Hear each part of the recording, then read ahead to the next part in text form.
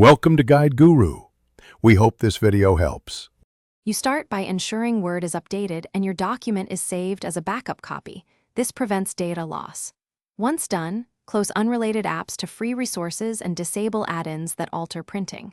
Now open File and choose Save As. Select PDF or Print to Microsoft Print to PDF.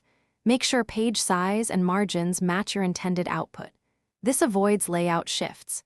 If you need interactive fields, keep form controls intact before exporting, so the PDF preserves structure and functionality. You should now use Export or Save As to create the PDF and choose optimization based on purpose, standard for print quality, minimum for sharing. Make sure to open Options and select what to include, document properties, bookmarks, and whether to export only selected pages. Also check Embed Fonts to prevent substitution on other machines. Once options are set, run the export. If you have images, compress them judiciously.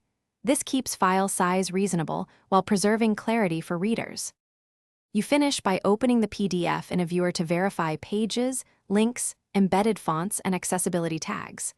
If something looks wrong, try printing to Microsoft Print to PDF or reinstalling the virtual PDF printer. This often fixes drive-related errors.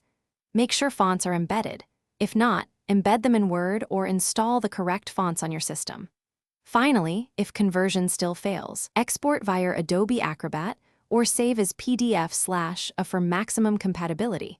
Then recheck the final file before. Thanks for watching. Consider subscribing if we helped you today.